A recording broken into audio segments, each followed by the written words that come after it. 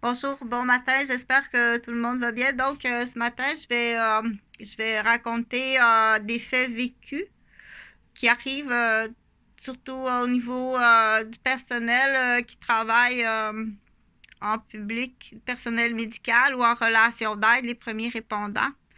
Donc, c'est des faits qui peuvent arriver surtout aux travailleurs sociaux. Soyez prudentes. Et puis aux infirmières et aussi aux médecins. Donc, c'est des faits. Ce que je vais vous raconter n'est pas une histoire, c'est des faits. Donc, il y a plusieurs années, je pense que c'est en 2009 ou en 2010, je ne suis pas tout à fait sûre de l'année. Suite à un cours à Bois de Boulogne, je décide de prendre un dossier en main spécifique, en fait, que j'ai depuis plusieurs années là, sur la maltraitance. Sur la maltraitance. Donc, je suis à Saint-Sauveur-des-Monts à ce moment-là parce que j'ai été sollicitée, je pense bien que c'est en 2009, j'ai été très, très sollicitée par 3 ou 4 hommes qui s'acharnent, ils veulent absolument m'emmener à Cuba. Donc, ça dépasse ce qu'on appelle la... c'est incrédible. C'est incrédible et ça se peut pas. Cet acharnement-là a une raison d'avoir lieu. Donc, bien entendu, je vais pas à Cuba, je n'y vais pas parce que premièrement, ces hommes-là ne sont pas pour moi de bons compagnons de voyage. Puis deuxièmement, vu que sont 3 ou 4, comme on appelle ça, des mouches, des mouches Vatican.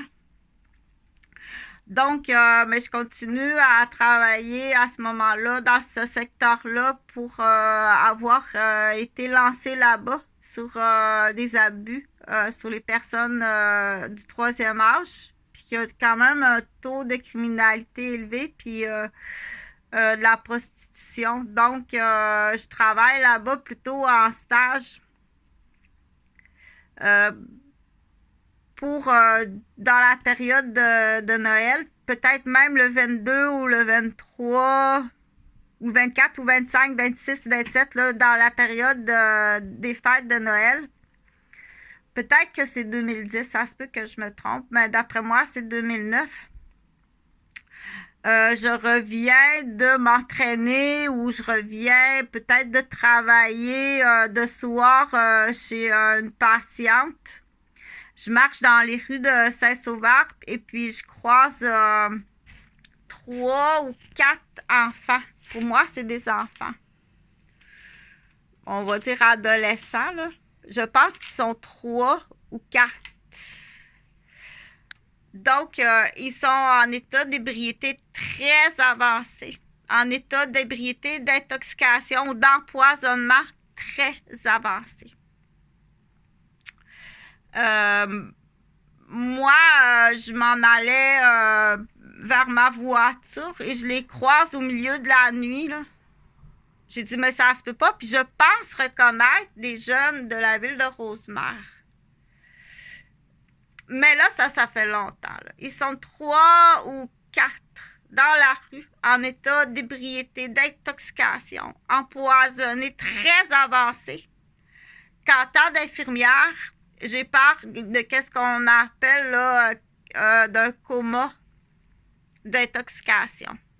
Parce que là, ils sont dehors, ils marchent. J'ai pas besoin de laboratoire, là, puis comme tel, de dire qu'ils sont à très haut risque qu'il arrive un accident, qu'ils soient... Donc, je les questionne, puis ils me disent qu'ils sont seuls. Donc, je les suis.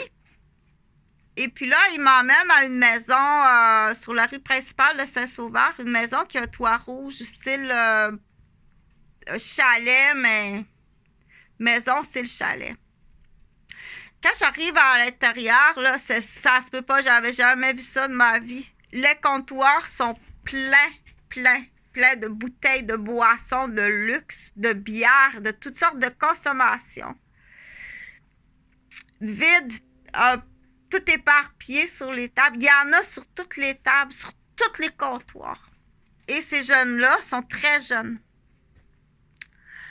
Ça se bave entre eux autres, sont arrogants entre eux autres. Moi, je m'assis sur le divan, un peu éloigné, et puis je fais l'infirmière.